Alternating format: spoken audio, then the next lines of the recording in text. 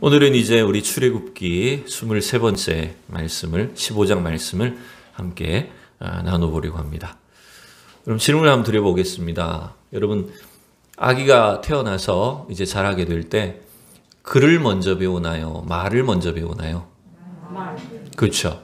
애가 막 천재로 태어나가지고 말도 하기 전에 막 글을 읽고 영어를 말하고 뭐 그런 아이가 있을지 모르겠지만 대부분의 사람은 글을 알기 전에 말을 따라하기 시작하죠. 서툴지만 엄마 아빠부터 시작해서 한 마디 한 단어씩 이제 따라하게 됩니다. 근데 여러분, 말과 함께 이제 어린 아이들이 배우는 게 있다면 노래를 배우기 시작한다는 거예요. 그죠? 그 의미도 모르고 뜻도 알지 못하지만 말도 잘 못하는 애가 어떻게 해요? 막 노래를 흉내내기 시작하죠. 그러니까 이걸 가만히 생각해 보면 인간에게 어떤 언어가 글이라고 하는 어떤 글자로 주어지기 전에 우리는 말이나 노래가 우리 인간의 영혼 속에, 그 정신 세계 속에 굉장히 중요하게 전달된다는 걸 알 수 있습니다. 그래서 여러분, 아이들에게 이 말을 가르치는 것, 노래를 가르치는 것, 그래서 참 중요한 것 같아요. 맨날 아이들한테 아빠하고 오면 뚱뚱해. 그러니까 아빠는 맨날 뚱뚱한 사람인 줄 알잖아요. 그래서 전 어릴 때 맨날 바꿔서 불렀어요. 아빠하고 오면 날씬해, 엄마하고 오면 뚱뚱해. 그래서 우리 애들은 맨날 엄마 보고 뚱뚱하다 그러고. 이제 그게 어쩌면 우리 인간의 마음 속에, 이 삶 속에 그 전달되는 언어, 노래, 그 내용이 사실은 굉장히 중요하다는 걸 우리는 알 수가 있습니다. 그래서 여러분, 이스라엘 백성들도 가만히 생각해 보면 글자로 기록된 성경 이전에 뭐가 전달됐을까요, 여러분? 글자로 성경이 기록돼서 전달된 것보다 뭘로 전달했을까요? 그렇죠. 말로 전달이 됐죠. 말로 하나님의 말씀이 자꾸 전달이 되었을 것이고, 그 말과 함께 또 뭐가 전달됐을까요? 노래가 전달되는 거죠. 글자로 기록되기 이전에 우리 하나님은 어떤 분이시다, 그걸 노래로 만들어서, 가사로 만들어서 계속 전달하게 했던 걸 볼 수가 있습니다. 그래서 여러분, 신명기의 제일 마지막에 가보면 모세가 그 신명기의 긴 설교를 마칠 때도 우리가 봤을 땐 노래 같지 않지만 뭐라고 했냐면 이 노래를 대대로 가르쳐라 라고 했거든요. 근데 그거 노래 외우지도 못할 것 같은데 엄청 긴 내용인데 그걸 노래로 전달하게 했다는 거예요. 그게 뭐냐면 아직 글자로서 하나님의 말씀이 완성되기 전이었기 때문에 최대한 이 말씀이 구전으로, 노래로 전달되게 했다는 걸 알 수가 있는 거죠. 오늘 이 출애굽기 15장의 본문에도 여러분, 어떻게 보면 성경에 나오는 공식적인 노래로서는 첫 번째 노래가 아닐까, 찬양이 아닐까, 이런 생각이 들어요. 그게 바로 이스라엘 백성들이 홍해 사건을 경험하고 난 뒤에 모세와 이스라엘 백성들이 함께 불렀던 이 찬양, 이 노래가 구약 성경에 나오는 모든 시편이든 뭐 잠언이든 대부분의 그 찬양의 기원이 되는 노래가 있었다면 바로 이 15장의 찬양이 아닐까라고 생각이 든다라고 하는 것입니다. 여러분, 우리는 지난번 몇 번의 말씀을 통해서 하나님이 왜 이스라엘 백성들을 굳이 편안한 길로, 그 해변길로 가게 하지 아니하시고 광야길로 인도하셨는지를 여러분 설명했죠. 왜 그렇게 먼 길로, 고난길로 돌아가게 하셨다 그랬습니까? 거기엔 하나님의 의도, 목적이 있다고 말씀을 드렸죠. 왜냐하면 이스라엘 백성들을 통해서 그냥 쉽게 애굽에서 벗어나는 것 그 자체가 어떤 목적이 아니라 400년 동안 애굽에 종살이하던 이스라엘 백성들을 완전히 그 노예 상태에서 애굽의 압제에서 끊어내기 위한 중요한 구원의 사건을 경험해 주기 위해서라는 거죠. 그게 뭐냐면 홍해 구원의 사건이었어요. 홍해를 통과함으로 인해서 하나님은 애굽의 바로왕과 그 군대를 완전히 멸하심으로 인해서 우리는 더 이상 저 애굽에 속한 사람이 아니다, 애굽의 지배 아래 있지 않다, 우리를 구원하시고 인도하시는 분은 누구라는 겁니까? 여호와 하나님의 백성이다. 그분이 우리를 구원하셨고 우리를 인도하시는 분이시다라고 하는 사실을 명확하게 기억하도록, 경험하도록 하기 위한 사건이 바로 이 광야를 거쳐서 홍해를 통과하게 하신 사건이라고 하는 걸 알 수가 있는 겁니다. 여러분, 어쩌면 이스라엘 백성들이 출애굽한 것과 비슷한 경험이 있다고 하면 우리 민족에게는 36년 동안 일제의 압제 속에 있다가 1945년 8월 15일에 뭘 맞이했어요? 갑작스러운 해방을 맞이했어요. 광복을 맞이했어요. 어쩌면 우리 민족은 전혀 예상할 수도 없었고 기대할 수 없는 상황이었는데 갑자기 일본이 일방적으로 항복함으로 인해서 그 항복이 여러분 국제적으로 봤을 때 이게 정말 이상한 일이었다는 거죠. 그렇게 빨리 항복하리라고 누구도 예상하지 못했다는 거예요. 물론 원자 폭탄을 떨어뜨렸지만 일본이 설마 이렇게 빨리 항복할까 싶었는데 갑자기 일본 천황이 라디오 발표를 통해서 무조건 항복한다. 이렇게 해버렸으니 여러분 그게 우리 조선 땅에 한반도에 전달이 됐을 때 어땠을까요? 만약 우리가 그 자리에 있었다면 그때 살아계셨던 분 아무도 없으시죠? 그죠? 계신가요? 만약 지금 우리가 그런 일들이 생긴다면 어떤 기분일까요? 라디오에서 막 이렇게 방송을 하는 걸 몇 사람이 들었어요. 몇 사람이 듣고 막 길거리를 뛰어나가지고 일본이 항복했답니다. 우리가 해방되었습니다. 독립했습니다. 막 이렇게 막 외치고 다닐 때 여러분 막 집안에 앉아가지고 아유 시끄러워 막 이러고 있는 사람이 있을까요? 그 소식을 들었을 때 막 긴가민가 하면서 진짜일까 하기도 하면서 막 전부 다 뛰쳐나갔지 않을까요? 놀라워하지 않았을까요? 그러면서 막 너나 할 것 없이 아마 다 손을 들고 대한민국 대한독립 만세를 외치고 그 광복의 기쁨을 아마 누렸을 것 같아요. 그때 누가 시키지 않아도 어떻게 했을까요? 누가 시키지 않아도 막 전부 나와서 찬송을 하고 노래를 불렀지 않을까요? 오늘 이 출애굽기 15장의 상황은 마치 그와 똑같은 일이라는 걸 알게 해주는 겁니다. 한두 사람이 경험한 게 아니잖아요. 출애굽한 이스라엘 백성들이 전부 다 그 홍해 사건을 경험했잖아요. 그러니 자연스럽게 그들은 이 하나님께 대한 찬양을 터져나오는 찬양을 멈출 수가 없었을 것 같아요. 오늘 이 15장의 배경은 사실은 14장 말미에 기록이 어느 정도 되어 있습니다. 왜 이렇게 찬양을 할 수 있었는지, 노래가 나올 수 있었는지를 14장 말미에 보면 이렇게 이제 이야기를 해요. 우리 출애굽기 14장 한번 30절, 31절 마지막 두 구절을 함께 읽어보도록 하겠습니다. 시작. 그날에 여호와께서 이같이 이스라엘을 애굽 사람의 손에서 구원하시매 이스라엘이 바닷가에서 애굽 사람들이 죽어 있는 것을 보았더라. 이스라엘이 여호와께서 애굽 사람들에게 행하신 그 큰 능력을 보았으므로 백성이 여호와를 경외하며 여호와와 그 종 모세를 믿었더라. 아멘. 자, 여러분이 오늘 14장 마지막 부분에 이 홍해의 노래, 그 노래의 배경이 되는 상황을 이 두 구절로 이제 설명을 하죠. 근데 여러분 14장 30절에 보면 첫 번째 뭘 봤다고 그랬어요? 이스라엘 백성들이 뭘 봤습니까? 바닷가에서 애굽 사람들이 죽어 있는 걸 봤어요. 즉 지금 어젯밤까지 막 이스라엘 백성들을 추격해서 쫓아오던 그 무서운 애국의 군대가 갑자기 밤사이에 이스라엘 백성들이 다 빠져나온 사이에 하나님께서 그 홍해물을 다시 회복시킴으로 인해서 그 많은 군대가 병거가 다 어떻게 됐어요? 다 물에 빠져 죽어버렸어요. 그리고 그 시체들이 둥둥둥 떠올라서 해변가에 다 시체가 널브러져 있는 모습을 보게 된 겁니다. 여러분, 그래 할 때 이스라엘 백성들은 과연 뭘 느꼈을까요? 막 통쾌함을 느꼈을까요? 물론 그럴 수도 있겠죠. 야, 저놈들이 잘 죽었다. 싸다. 이런 생각을 했을 수도 있습니다. 근데 더 중요한 것은 그 애굽 백성, 애굽 군사들이 죽은 것을 본 것만 끝이 아니고요. 이스라엘 백성들은 그 사건을 통해서 31절에 뭘 봤다고 했는지를 보셔야 돼요. 31절은 이걸 봤다고 말합니다. 그렇죠. 여호와께서 애굽 사람들에게 행한 그 큰 능력을 보았으므로. 뭘 봤다고요? 하나님이 행하신 큰 능력을 봤다. 여러분, 우리 성경은 이 단어를 능력이라고 번역을 했지만 원래 이 단어는 여러분 능력이란 단어보다는 그 원어를 해석한다면 손이에요. 손. 야드. 하나님의 큰 손을 봤다. 왜냐하면 이 손 자체가 하나님의 권능, 하나님이 행하신 능력을 나타내기 때문에 의역을 해서 능력으로 번역을 했는데 원래 원어의 단어는 손이라고 되어 있어요. 즉, 이 일이 누가 행하신 일이라는 겁니까? 하나님의 손으로 직접 개입하신 일이라는 것을 깨달은 거죠.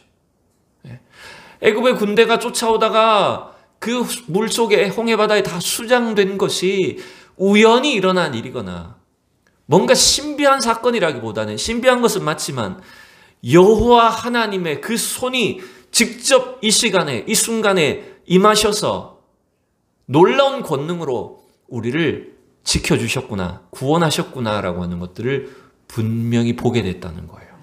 그로 인해서 이스라엘 백성들은 그 광경 앞에 그날 아침에 밤새도록 그 홍해 바다를 밑바닥을 지나와서 사실 얼마나 피곤했겠습니까?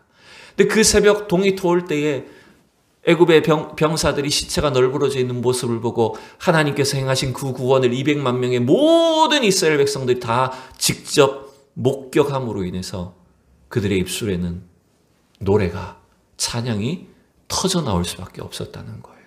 제대로 된 뭔가 음악이 있었을까요? 악기가 있었을까요?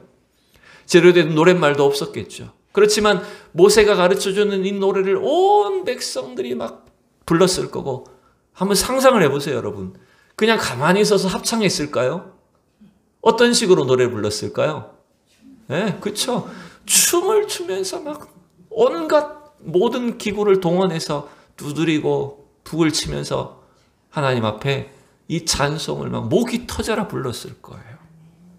여러분, 저는 이 구절을, 이 말씀을 또 묵상하고 설교를 준비하면서 사실은 우리가 하나님께 예배를 드리고 주님께 찬양하고 하나님께 섬길 때 참 늘 그럴 수는 없지만 우리의 영혼 속에 정말 주님으로 인한 이 기쁨과 감격이 터져 나오는 이 막 찬송이 우리 안에 넘쳤으면 좋겠어요. 누가 노래 왜 이렇게 못하니? 이렇게 뭐 욕하는 사람이 있었을까요? 누가 뭐 누구 눈치를 보면서 이렇게 노래를 했을까요? 그런 거 아무 신경 쓰지 않고 막 하나님 앞에 온 마음을 표현해서 온 몸짓으로 정성으로 아마 하나님 앞에 그 구원의 은혜와 감격을 여러분 찬양했을 것 같아요. 여러분, 우리가 예배를 드릴 때도 이러한 기쁨이 날마다 넘쳤으면 좋겠습니다.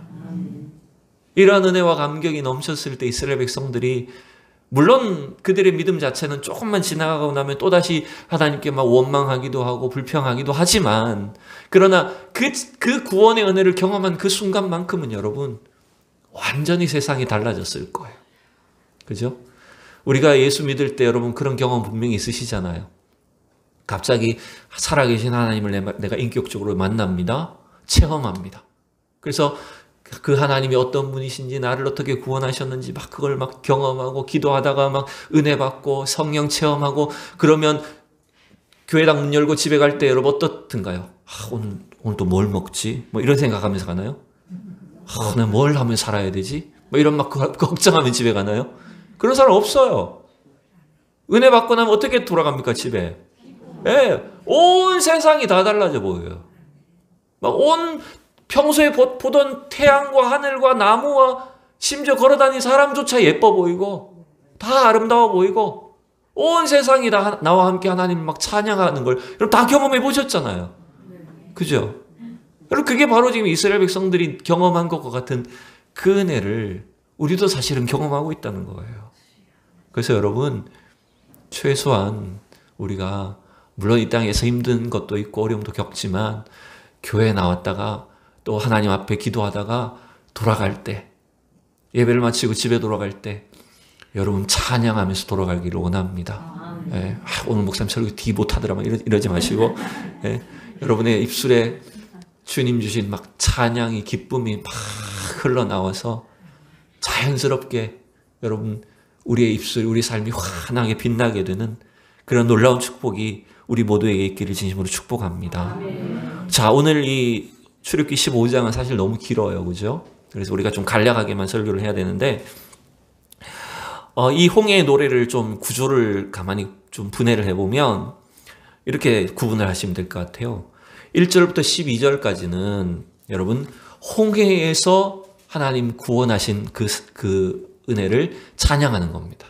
홍해에서 구원해 주신 하나님의 은혜를 찬양하는 게 1절에서 12절까지라고 이렇게 보시면 될 것 같아요.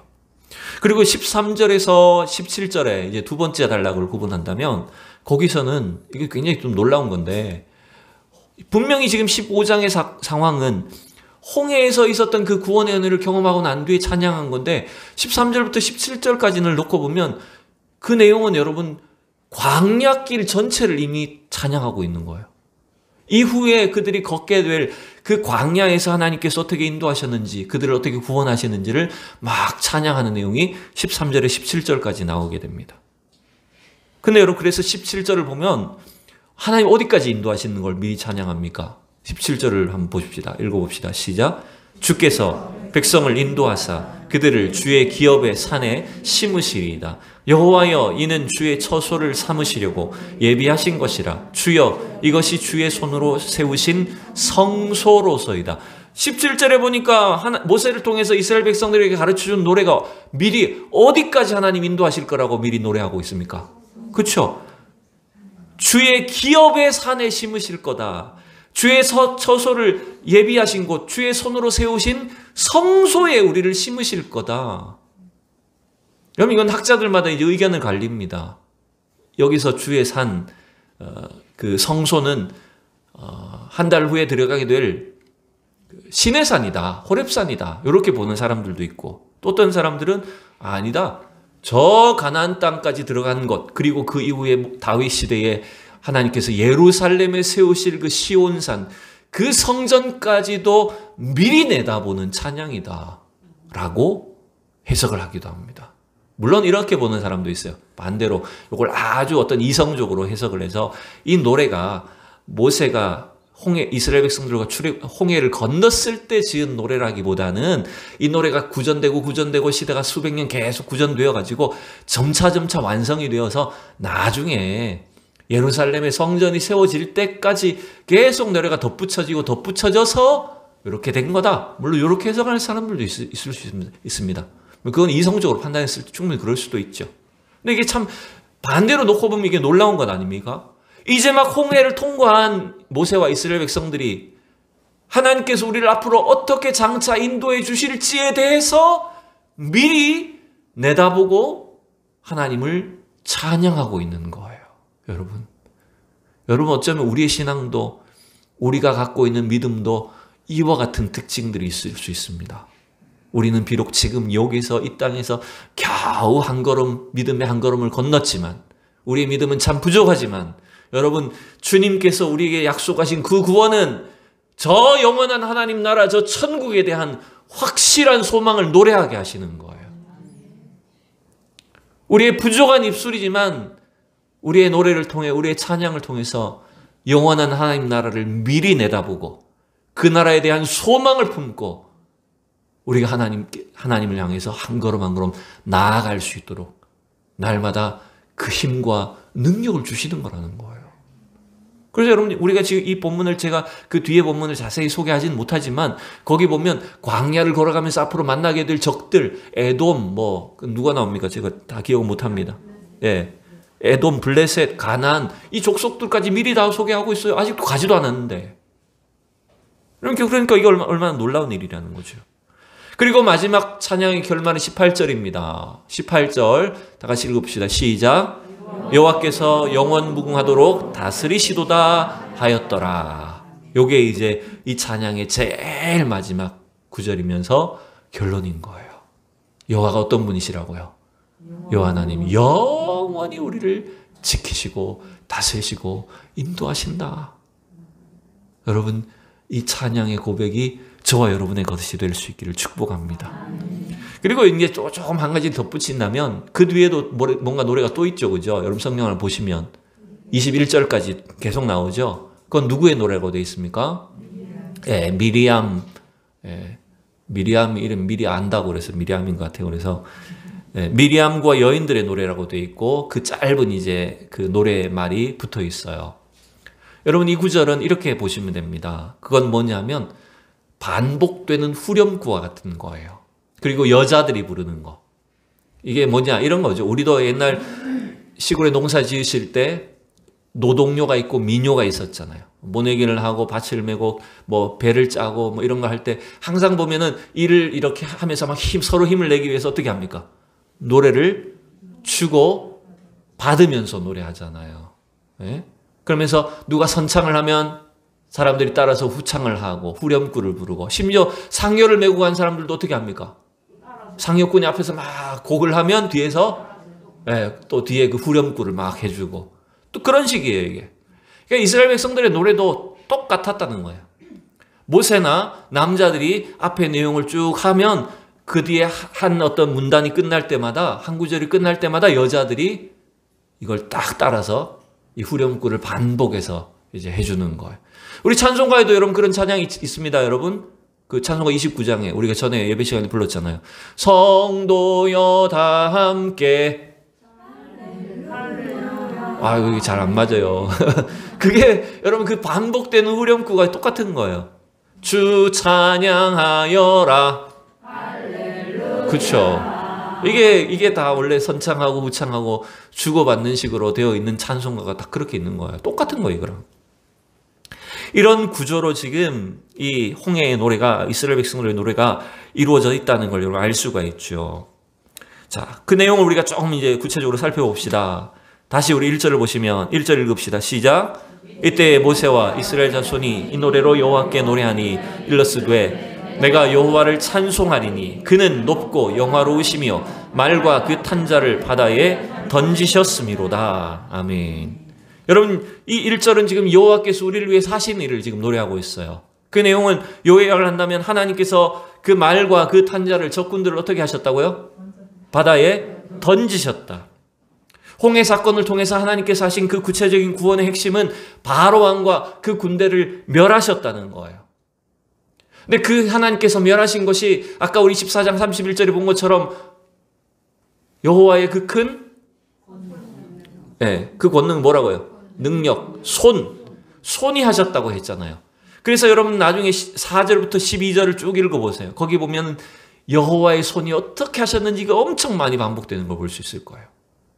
즉 여호와의 손이 그 애굽 백성들을, 애굽의 군대를 이렇게 직접 그들을 꺾으셔서 던지셨다. 이렇게 묘사하고 있는 걸 여러분 볼 수가 있습니다. 여러분 비록 우리는 부족하지만 우리를 대적하는, 우리를 노리고 공격하는 그 악한 사단 마귀의 존재들을, 우리의 대적들을 이미 예수 그리스도의 십자가의 보혈로 인해서 주님이 이미 꺾으셨고 그를 저 홍해 바다에 애굽 백성들을 죽이신 것처럼 이미 그 사단 마귀의 세력들을 하나님의 손으로 던지셨음을, 멸하셨음을 여러분 믿을 수 있기를 축복합니다. 여러분 우리가 이걸 확신해야 돼요. 그래서 우리도 이렇게 찬양할 줄 알아야 되는 거예요. 자, 그 다음에 2절을 보시면 2절을 보면 이제 이렇게 찬양을 하는 겁니다. 그 구원받은 이스라엘 백성들이 어떻게 이제 반응을 합니까? 하나님께 대해서 뭐라고 찬양합니까? 같이 읽어봅시다. 여호와는 나의 힘이요 노래시며 나의 구원이시로다. 그는 나의 하나님이시니 내가 그를 찬송할 것이요 내 아버지의 하나님이시니 내가 그를 높이리로다. 여러분 이 찬양 가만히 보면 어디에 이 찬양 많이 나옵니까? 그렇죠. 시편에 보면 이 표현들이 얼마나 많이 나오는지 모릅니다. 결국 그 시편에 나오는 그 이스라엘 백성들 다윗 왕의 그 찬송가 가사 내용들이 사실은 어디서 기원했다는 걸까요? 바로 출애굽 때 그 홍해의 노래에서 사실은 이스라엘 백성들이 경험했던 그 구원이, 그 은혜와 감격이 이스라엘 백성들이 이제 대대로 하나님을 부를 때, 하나님의 그 구원을, 감격을 표현할 때 계속해서 사용했던 그 찬양이라고 하는 걸 우리는 알 수가 있는 거죠. 그리고 이 첫 번째 단락의 어떤 핵심은 3절에서 이렇게 나타나는 겁니다.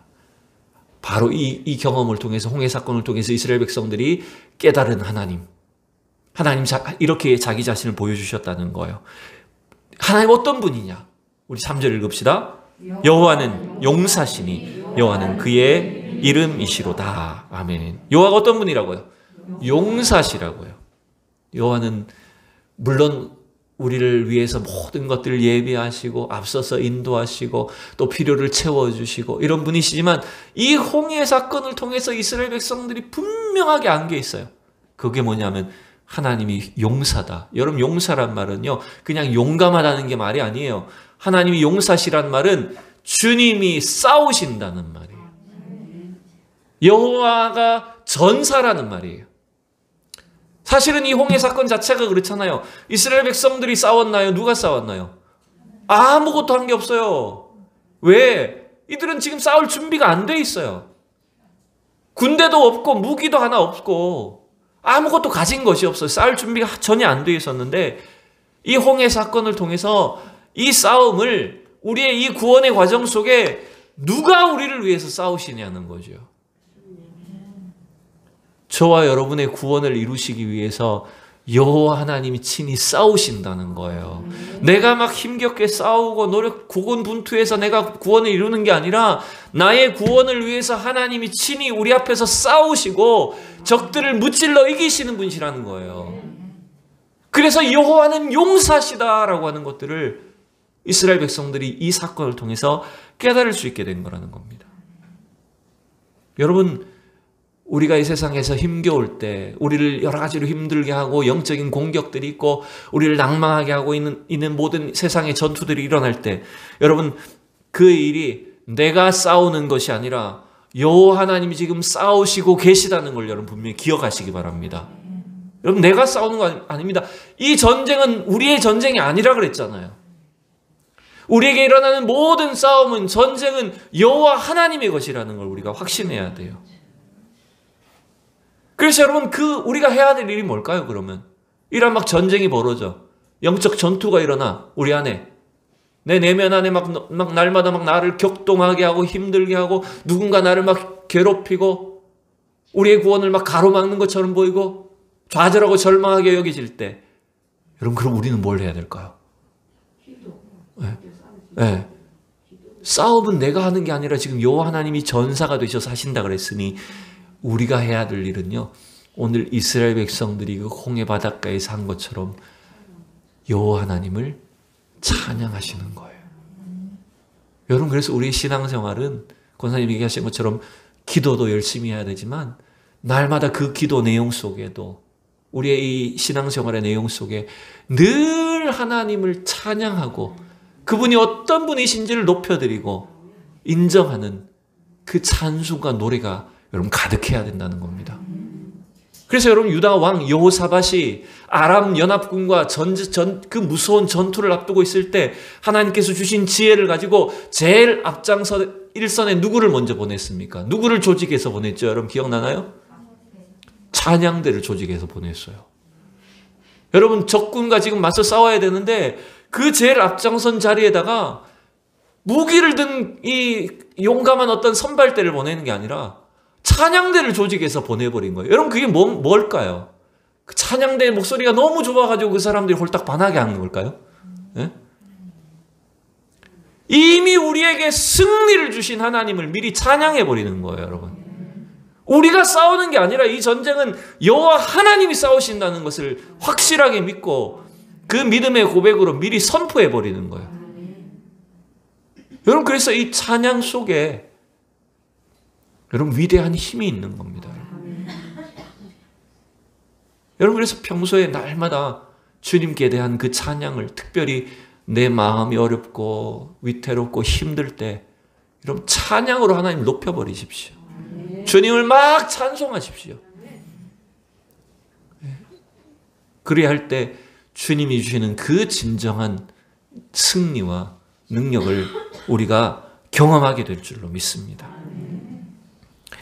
자, 저는 이제 이 오늘 홍해의 노래에서 이제 마지막 우리가 좀 살펴볼 부분을 이제 출애굽의 그 10가지 재앙부터 지금까지 상황을 좀 요약해서 이렇게 한번 정리를 하면 좋겠어요. 오늘 이 홍해의 구원 사건은 표면적으로 놓고 보면 하나님이 극심한 위기 속에 이스라엘 백성들을 구원해내신 사건이 맞긴 하지만, 그러나 이걸 조금 다른 더 큰 측면에서 놓고 보면 이 홍해의 사건은 10가지 재앙을 포함해서 이 출애굽 사건 자체는 하나님의 창조 사역이라는 거예요.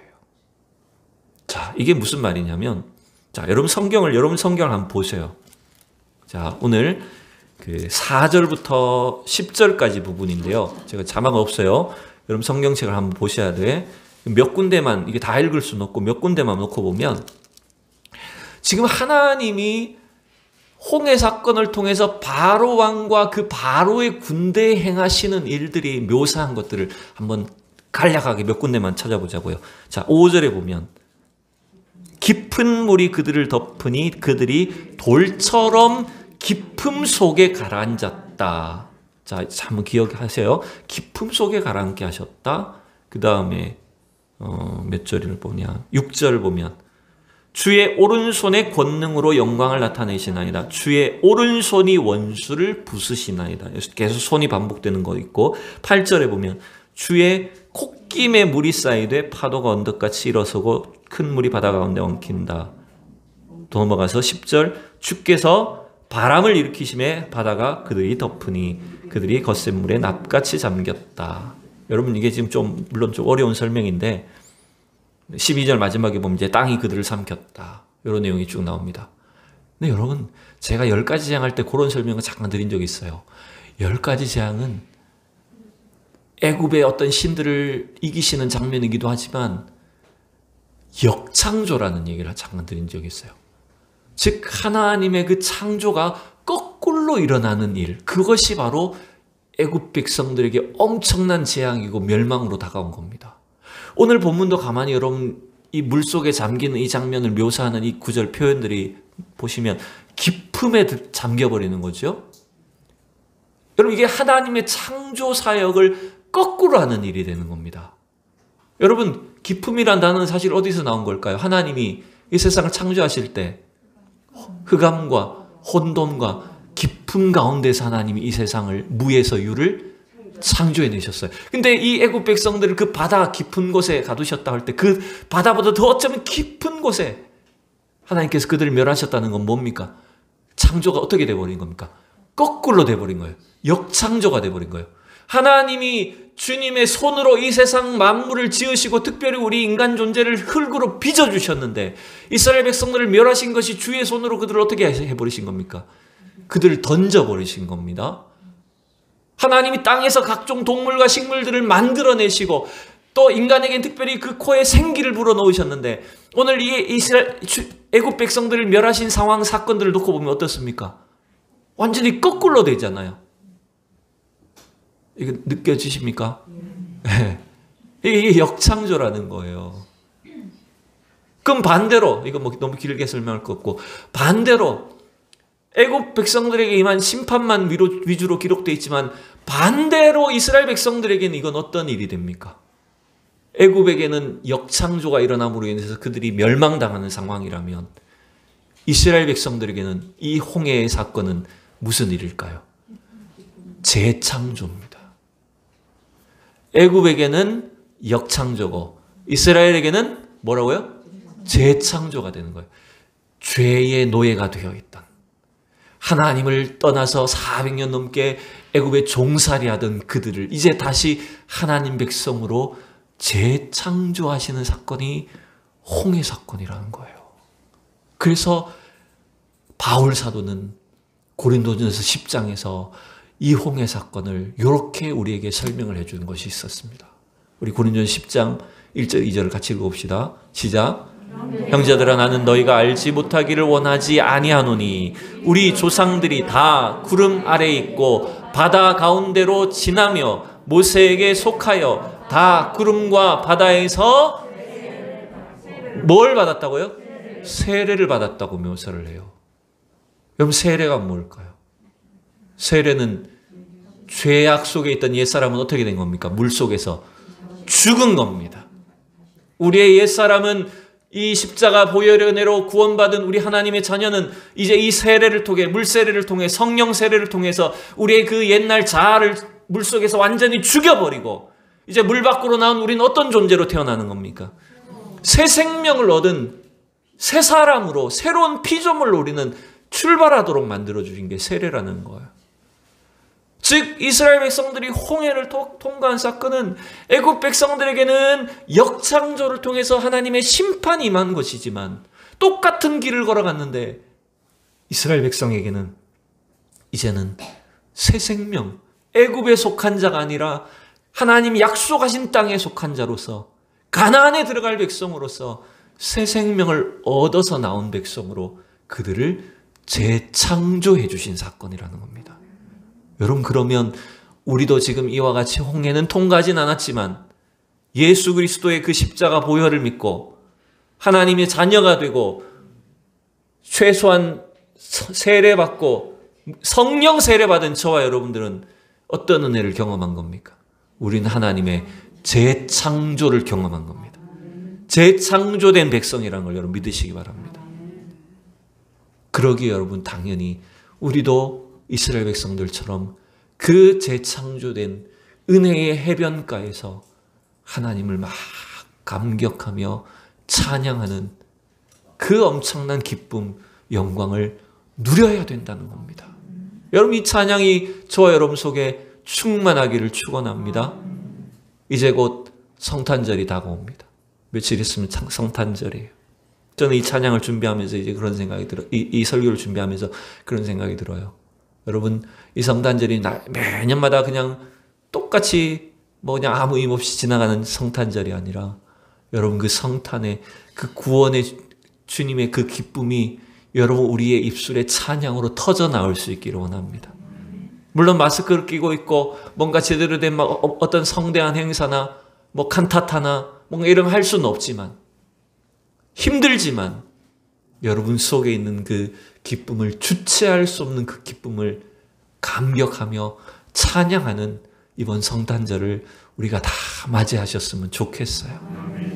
그 기쁨으로 여러분 일평생 하나님 백성으로 사는 우리 모두가 될 수 있기를 진심으로 축복합니다. 기도하겠습니다. 하나님 아버지 주님의 은혜를 감사합니다. 하나님 우리는 비록 이 홍해의 사건을 경험해 보지 못했지만 이미 우리를 위해서 이 땅에 오신 그 독생자 예수 그리스도의 그 은혜와 십자가의 놀라운 사랑으로 말미암아 우리는 홍해를 건넌 것과 같은 그 영광스러운 하나님의 구원의 은혜를 체험한 그 놀라운 은혜를 경험했음을 믿습니다. 하나님 우리 입술에 우리 영혼에 하나님 온 세상을 향한 찬양이 흘러 넘치게 하여 주시옵소서.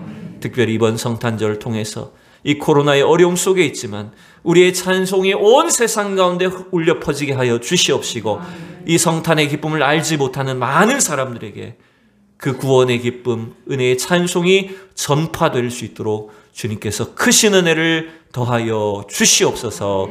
감사하며 예수님의 이름으로 기도하옵나이다. 아멘.